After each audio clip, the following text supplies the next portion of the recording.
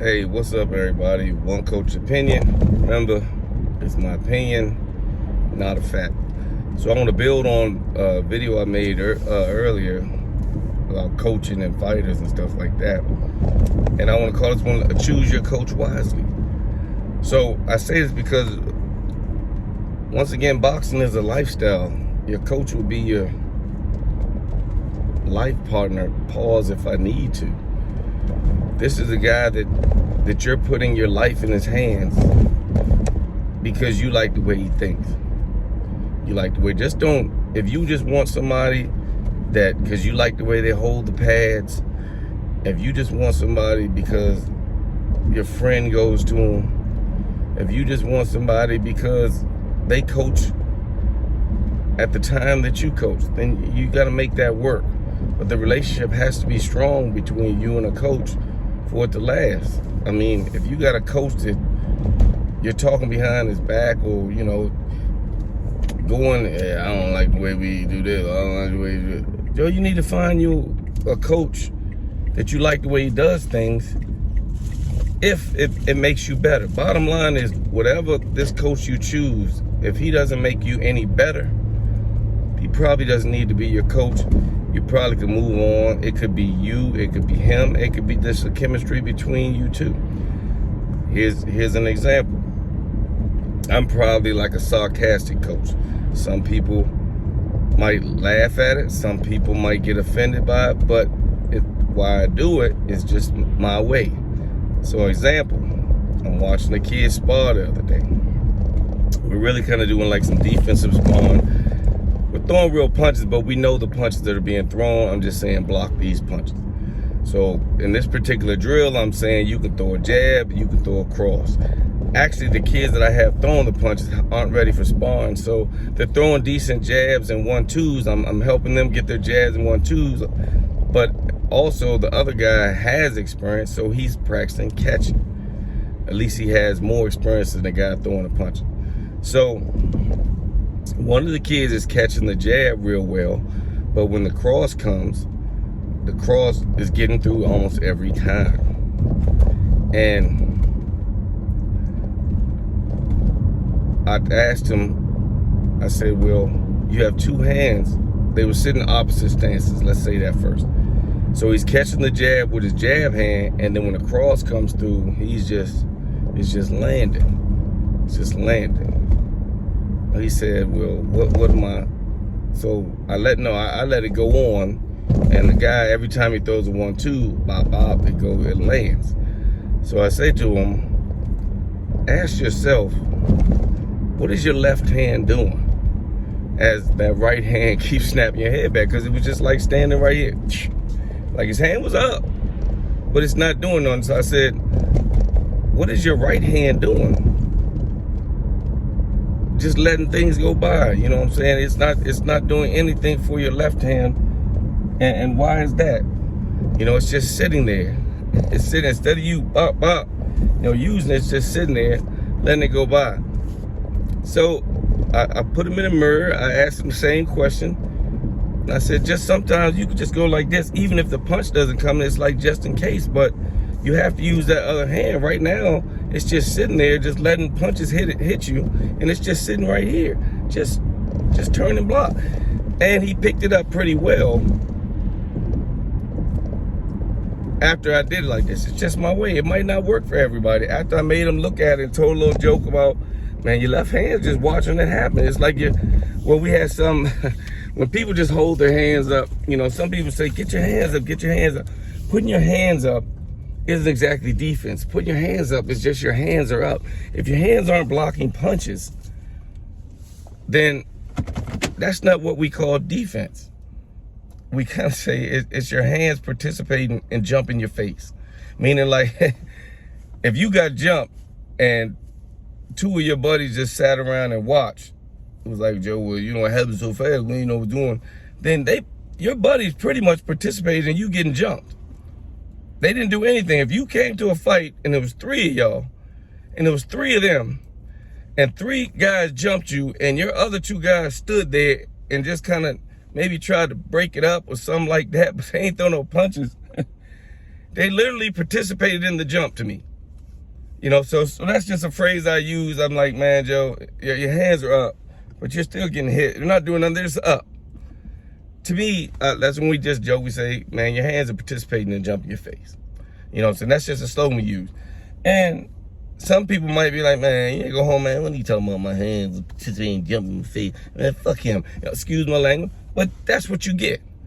Instead of thinking about what I'm saying, you're thinking about how it offended you.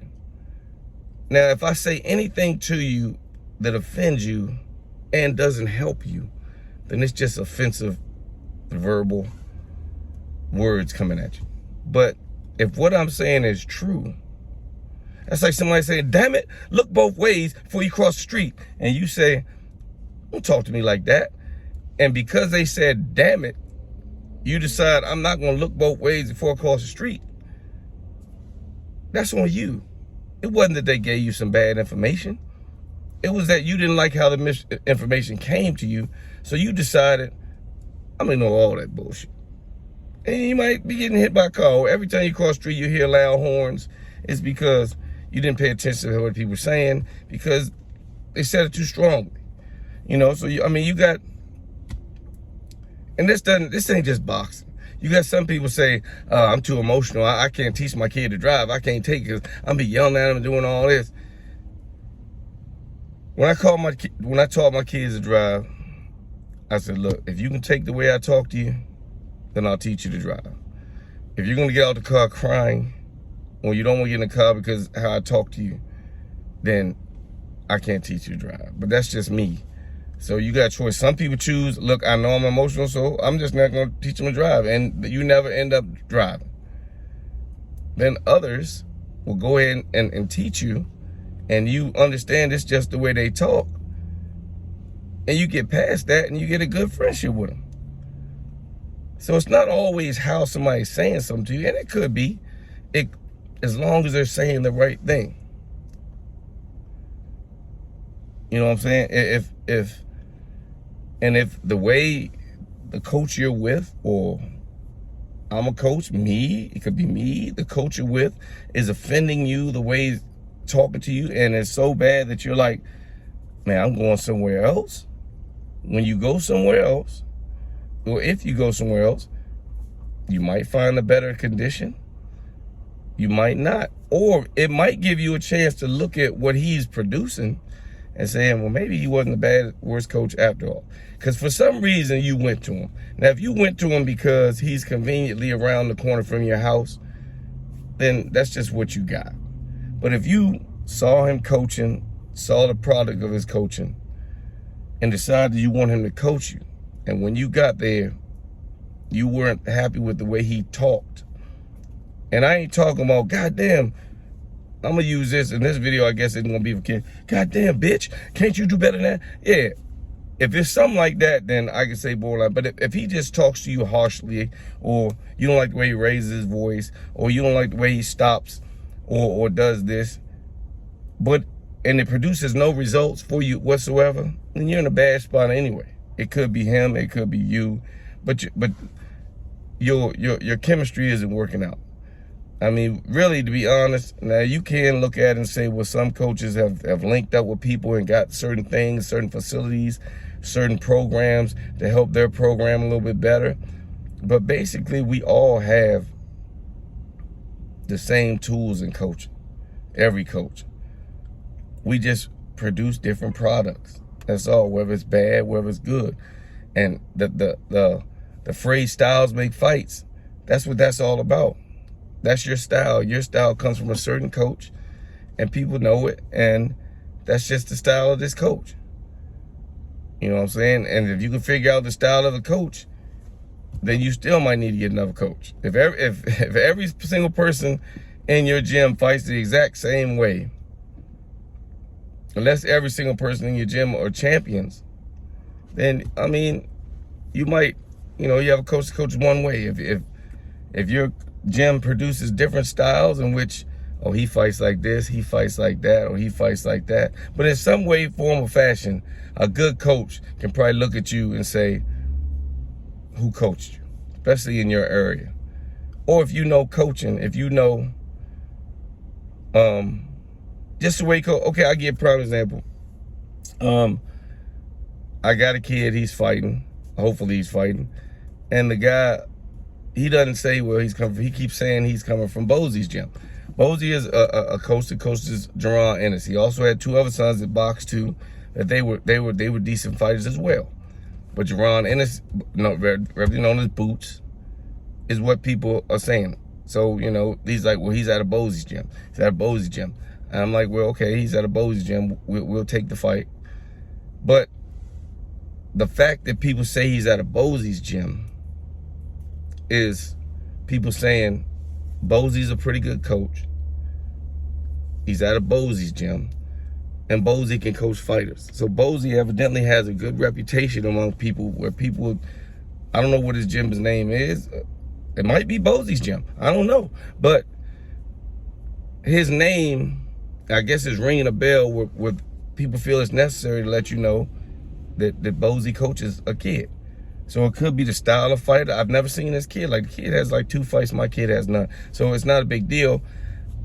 I've never seen this kid fight. I don't know how good he is, but I mean, we'll have to see. You know what I'm saying? But I'm saying that, I say that to say Bosey's getting enough respect in his game that people are liking it. Now, is his gym full of Jaron Ennis's?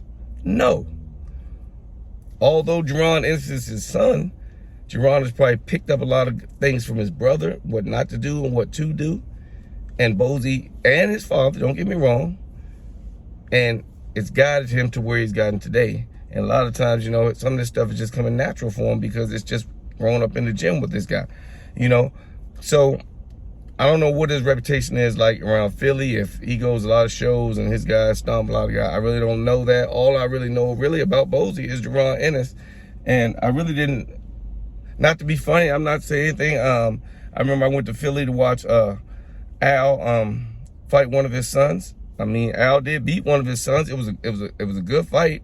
I've watched his sons fight. I think it's Farah and I forgot the other one's name. I'm sorry, but no disrespect. I'm sorry, but I know they were decent fighters. So I know this guy can produce and can coach. But does he have a gym full of Jarons? No. But that doesn't make him a bad coach. That don't make him a one-fight coach. It just means you're not going to be able to. Jaron did a lot of stuff. The combination of him and his father makes him who he is. But I'm sure if you go to his gym, there's not a bunch of Jaron. He doesn't have 9 Jaron Ennis's just waiting on their shot. But he coaches a certain way, and some people pick up his style and some people don't. I'm sure there's some people in Philly that have left his gym and went somewhere else and maybe didn't like the way he coached. But that don't say nothing about his coaching. It says you didn't like the way he coached, so you left. All I'm saying is he's been coaching a while. I know, and he doesn't have like a 40 gym of champions and they all of Jaron Ennis's. That doesn't happen. Nobody can coach you to be a Jaron Ennis. Jaron Ennis is a Jaron Ennis that's being coached by a coach that blends in with his style. That's all. You know, but there's no coach out here. Freddie Roach doesn't have a gym full of Pacquiaos. That don't happen.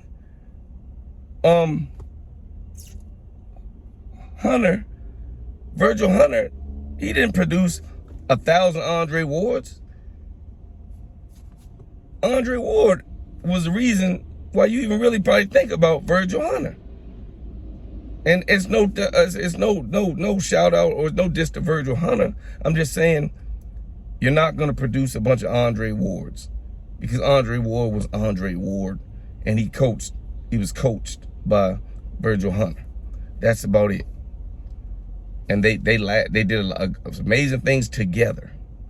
Now, will you see that happen again? The proof will be in the pudding. But like I'm just saying this to say, if a coach isn't making you better, then he probably doesn't need to be your coach. If you're getting better and you just don't like the way a coach talks, then you got decisions to make. So one coach's opinion, 15 minutes, it was supposed to be short, but it ended up not. One coach's opinion, choose your coach wisely. The choice is yours.